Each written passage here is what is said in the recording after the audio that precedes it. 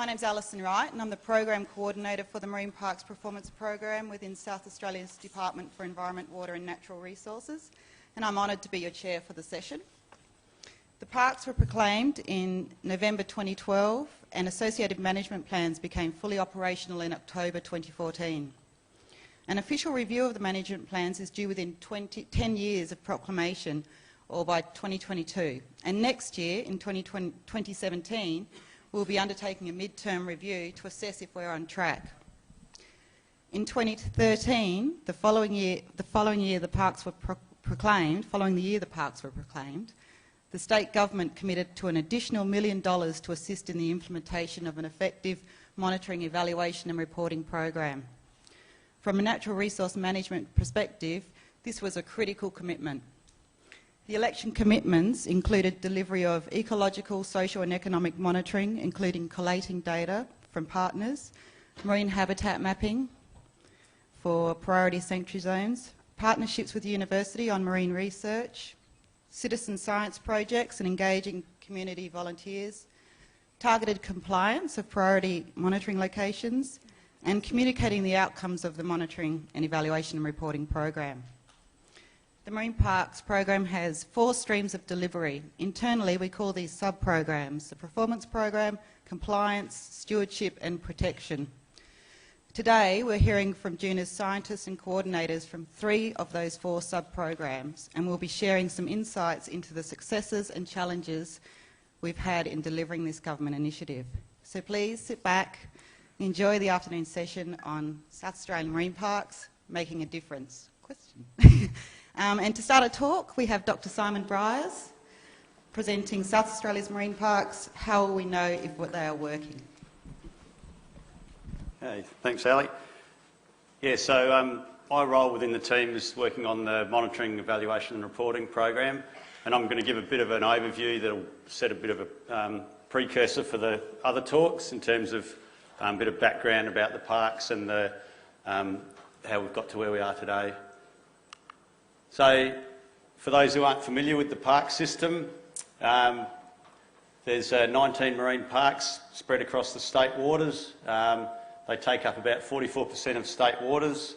They're multiple use marine parks, meaning that there's different zoning types within each park, ranging from the highest level of protection, which is the restricted access zone, through to sanctuary zone, habitat protection zone and then general managed use zone.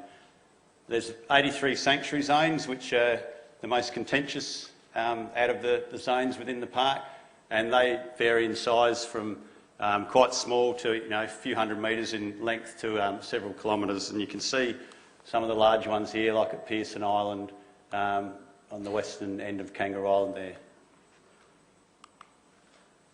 So I suppose the first question is, do we need to know if they're working? Well, obviously the community would like to an answer to that question, but from a policy perspective, it's mandated within the Act and the management plans. So the management plans have strategies within them, and within that it explicitly states that we must have a MIR program, so monitoring, evaluation and reporting program. Just a little bit more background. Ali mentioned that they were, the parks came in 2012, but they weren't fully implemented until October 2014, when the sanctuary zones were enacted and fishing was no longer allowed in them. The management plans dictate that they must be reviewed by 2022, so that's an important point. Another important point to note is that in 2014 there was an amendment bill put up to Parliament to remove 12 of the most contentious and largest sanctuary zones.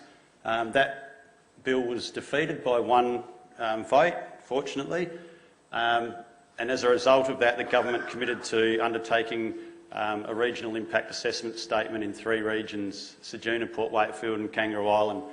So it's important to note that that study was undertaken through the Goyder Institute and has been completed. Another commitment out of that bill being defeated was that the review of the management plans must commence within the current term. That bill was actually put up again just at the end of last year, and again it was defeated. So couple of important features there. So the way we look at it, we've basically got the Act at the top, feeds down into the management plans. Ali mentioned the 4 sub-programs within the Marine Parks program of protection, stewardship, compliance and performance. So I work in the performance side of things. In terms of MER, we have monitoring, evaluation and reporting, and those familiar with the MERI sort of concept in terms of improvement, that will come in with the review of the management plans after the 10 years. A couple of other features though, obviously we're going to be adaptive with how we do things along the way, so there's an I component or an improvement component obviously embedded within things there. We're not just going to wait until after 10 years before we go, okay, what have we got? Is it working? Are we going to change things? Another important feature is the research part of the organisation, or what we do, and so there'll be a talk on that later on. And also this is a key aspect here, the knowledge management side of things, and the state government's open data policy was mentioned earlier in the day, and that's also a key feature for us. So what's our approach to MER? Well, I've already mentioned this, that the Act and the management plans are driving this. We've undertaken a number of steps to get to where we are today. We've developed a program logic which basically attempts to align all of our activities with what outputs we'll get and then what outcomes we will achieve in terms of the objects of the Act. Out of that, we've got some key evaluation questions. We've developed a MER framework which basically articulates how it all works and what sort of evaluation and reporting products we'll put out of this. A key feature, and that's taken up a lot of my time in the last 12 months, is developing some baseline reports. We've developed one of those for each of the marine parks, and there'll also be a statewide consolidation of that, which is basically capturing where we are at this point in time, and included in that is some indicators of change and some predictions, and I'll show you some conceptual models later on, which then feed into our MER plan, and then obviously the implementation of the MER plan, and you'll hear some talks today about, you know, obviously things are being done. We haven't just sat and waited till we got all this done. We've got drafts of all these documents, and that's driving the business within the organisation. So you don't really need to read through these, but these 6 key evaluation questions all relate back to the objects of the Act. The key thing to take out of it is that they're about biodiversity conservation, ecological processes, climate change, ESD and use, and there's a whole heap of stewardship type things in here, and also some natural and cultural heritage. So the parks are in place to benefit ecological values, but also socio-economic values, and that's an important thing to consider. And it was mentioned again this morning in terms of, you know, we need to be looking at the bigger picture with these types of things. So this is a sort of a new one that we've come up with, so I'll try and explain my way through it. But if we look at you know, an internal controlled environment here, we've got, as I mentioned, the ecological and socio-economic values that are affected by the marine park zoning and the management strategies. And then around that we've got a number of pressures. So they're external influenced environment. Now, it's too complicated to go through how all the zoning works and what things you can and can't do in different zones, but the bottom line is that some of these things will be influenced more by the zoning and the management strategies than other things. So we all know that you can't fish inside a sanctuary zone, but there's other things that are influenced by the zoning in terms of future activities that may be prevented inside some of the zones.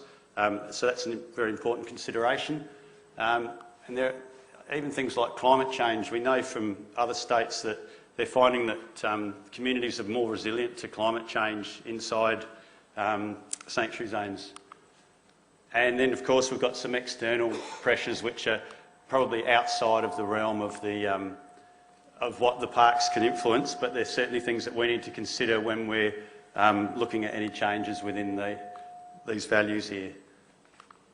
So Ali's obviously taken up a bit of my time, so I've got 2 minutes left. So I'll whiz through this. So basically, if we use an example here of an ecological value, which is lobsters, and this is the framework that we like to work with, we know that they're linked to the socio-economic value of the fishery. It's a really important fishery in South Australia, but we also know that that also applies a pressure on the ecological value through extraction.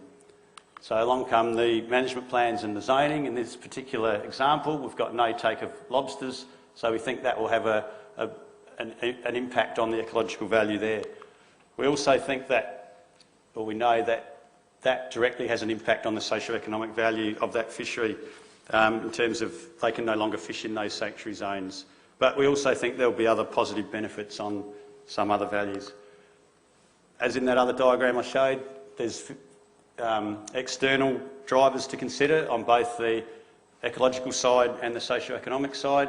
And I suppose a good example here is what's happening up at Whyalla at the moment with the mining, the steel. You know, these sorts of drivers could have a much bigger influence on socio-economic values in a region than marine parks ever will. And so that's a really important point to consider here. And likewise with some of these types of things. So the things that we're expecting to happen in these values, so we come out with some predictions and indicators of change, they rely on, you know, some assumptions here that compliance will be effective inside sanctuary zones, and Andy's going to be giving a talk about that. Assumptions about we won't have any anomalous, you know, years of non-recruitment into the fishery. And then that's how we do it. We do the predictions and indicators, and that goes into the plan. So I'll just have to wrap this up pretty quickly, I think. Yeah. So this is one of the conceptual diagrams that we've got for the Encounter Marine Park. This is probably our most complicated park because there's so many things going on in it in terms of ecological values. It's over a large area. You've got, you know, seagrass meadows, reefs, all sorts of habitats. The socio-economic values, there's so many of them. We've got a lot of coastal pressure here, and that was spoken about this morning as well. And there's lots of different systems and the drivers influencing that. So with these diagrams, what we've tried to do is encapsulate the key features of each park and then also highlight where we think there might be change in terms of socio-economic and ecological. So that's our theory of change of what we think might happen in those parks. And you can see on this one that we're predicting we think there'll be some change in these ecological communities here and some positive socio-economic impacts here, but significantly you'll notice that we haven't got any dots next to the fisheries, and that's because of the way the zones were implemented, and there was a fisheries buyback scheme that was put in place to minimise any impacts on those fisheries, and so that's why it looks like that. So, last slide. When can you expect some reporting outcomes? Well, the baseline reports will be out this year. The first of our annual status reports will be next year, and then there'll be a mid-term review in 2017, which coincides with an election. So, as you can see, the opposition are not too supportive of marine parks, so we need to be very mindful of that fact. Thank you. Thanks, Simon. No questions? We have time for one or two quick questions. Maybe. Anyone? Yes. Do you want me to come up or can you yell? You can go on.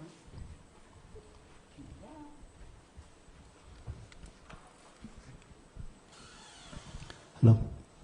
Can I have a question about your presentation? Actually, you already declare very carefully about the driving or drivers, internal and external drivers relating to physical or ecological or biological or maybe socioeconomic drivers. However, you haven't mentioned much about governance and institutional drivers because your project will be reviewed in 10 years. So what happens if something changes with the governance or institutional drivers, and if it's not taken into account, so what happens in the future? Yeah. Thank you. No, that's a good question. So obviously I didn't have much time to go into detail, but that's encapsulated within the socio-economic drivers. So we've, in the baselines, we explicitly talk about management, and yeah, potentially there could be changes to fisheries management or any other sorts of acts that could also have an influence. So the trick will be trying to work out, what's driving changes in these systems. And for the ecological side of things, it's much easier. We can, to a certain degree, control, inside and outside a sanctuary zone, and we can sample accordingly. But for socio-economic changes, they are often driven by bigger things, and the spatial scale at which we can get information makes it difficult to interpret those changes. But certainly management changes is a big one that we will be looking at. Thank you. That was an extended answer. So that's all for the questions for this session. That talk. Thanks, Simon.